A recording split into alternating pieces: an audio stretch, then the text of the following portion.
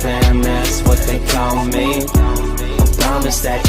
Hi, welcome to my YouTube channel. Today we're going to be discussing what my experiences were being pregnant at 20 years old, having my daughter through labor and delivery, and what it's like now a year later. I can honestly say I was nervous whenever I first found out I was pregnant. I always babysat my cousins and nieces and nephews and pretty much every kid I can think of. And it was never really a problem for me just because I knew I could always give them back at the end of the day. And I was always, a good role model.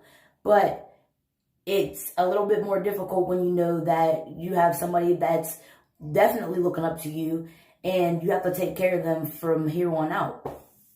So on top of that, she was announced to be a girl after our gender reveal party. And whenever I found out she was a girl, it was like a little bit more shock to me just because everybody in this world knows, in this society, it's very hard to be a girl. Like, I don't care what anybody says. It's hard to be a girl in this world. We're not treated fairly. So whenever I found out I was having a daughter, it kind of gave me chills. But I was kind of happy because it's a mini-me. So, I was pregnant for about 8 months. I didn't go my whole pregnancy. I had my baby a month early. I had Under the Sea mermaid baby shower theme. Everything was beautiful. It was nice. Like, I loved it. And the day of my baby shower, she decides to come. So I'm at my baby shower. Everything's going smoothly. Nothing wrong. And then as soon as we start to pack up for the end of my baby shower, next thing you know, my daughter decides to start making her entrance. So we go to a pajama party afterwards because the pain was mild. It wasn't bad. I could deal with it. I figure, why not just go to this party, and just stick it out. You never know. This might just be a false alarm, whatever the case may be. So we went to the pajama party just in case. And we partied till it must have been about 2 in the morning.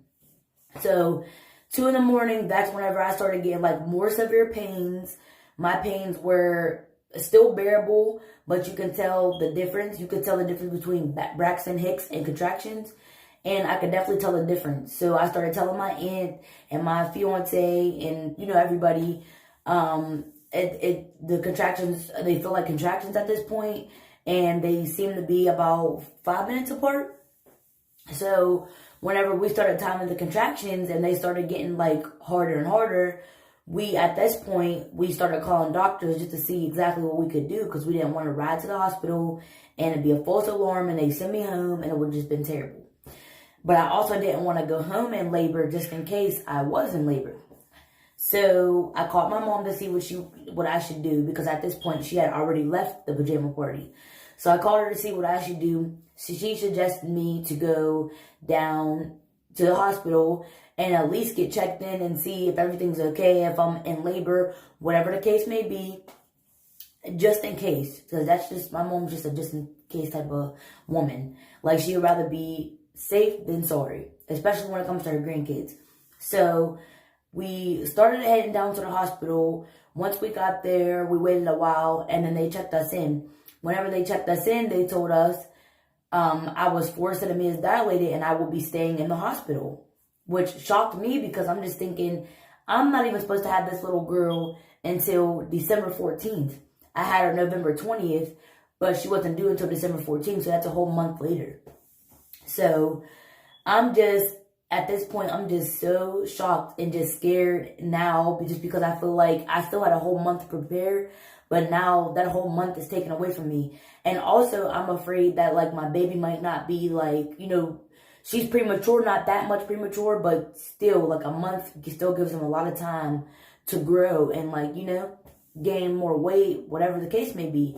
And I was also nervous because with my pregnancy, I had just gestational diabetes, or however you say that. Meaning, whenever you're pregnant, you're diagnosed with diabetes, temporary diabetes, and whenever you have your baby, it goes away. But the scary part about it is, the catch is, even sometimes people will have their babies and it doesn't go away, or it goes away and it comes back. They say it's stick and you can get actual diabetes. So that was one of my main concerns. So I always had to watch what I ate, even though it never really worked. But I would always try to watch what I would eat and just make sure. I also didn't want like a 10-pound baby. Like if she would have came out 10 pounds, I would have still loved my daughter regardless. But I just don't know how that would have worked out down there. But it actually went smoothly. My daughter came out 6 pounds, 5 ounces, so she wasn't big at all. I'm guessing that had a lot to do with the fact that she came early, because I feel like that last month she would have gained more weight. So I was just, at this point, they got me in the hospital on all my IVs. I'm still able to control the pain. Like, it's still not bothering me much. The only thing that bothered me was the fact that I could not get comfortable. I tried to lay down. I tried to sleep because I was so tired from my baby shower, so tired from the party we went to afterwards. I tried to lay down and I just couldn't. I just felt like everywhere I tried to lay, she was just on my sides, in my back, in my chest, just uncomfortable feeling. So I asked them, like, can I have an epidural? Can I get something? And they gave it to me. At this point, I'm 6 centimeters dilated. And so they gave it to me. Once I got the epidural, my labor slowed down. So I was actually stuck at 6 centimeters. So now they have to pump Pitocin in me. If you don't know what Pitocin is, it speeds up your labor. And it's supposed to make it hurt, supposedly. But because I already had epidural, I didn't feel anything. So at this point, I'm getting contractions hitting me back to back, like pains, all this stuff, but I'm not feeling any of it. Thank God for epidurals. So at this point, it's just great. Like, I'm on a cloud. I'm watching people come in and out of my room, like, you know what I mean, coming to see me, and I'm just on a cloud. I'm feeling great. So then finally, I'd say like 2 hours later, they came back in to check me, and I was 10 centimeters dilated, full 100% effaced, but they still made me wait an extra hour to push just because the medicine worked so good that I couldn't feel anything. So when I tried to push, I was really numb. So they made me wait an extra hour, but still when it was time to push, I still couldn't feel anything. So I was like pushing with my face instead of like my butt. So I ended up coming out with like a popped blood vessel in my eye. And it was just a crazy experience, but I can honestly say it is a beautiful, beautiful moment, a beautiful experience. All the pain, if you went through any pain, through your delivery, through your pregnancy, whatever the case may be, one thing I will honestly say that they say in the books is the truth. It's not a theory. One thing I will say is, when you see your child for the first time, all of that pain goes away. All the negativity, anything that happened before goes away. And I promise you that. So I had my baby. She's a happy, healthy baby girl. She's now 1 year old. And yeah, like it's an amazing feeling. I'll actually go and get her for you guys just so you can see her. Daughter Jayoni. Say hi, baby.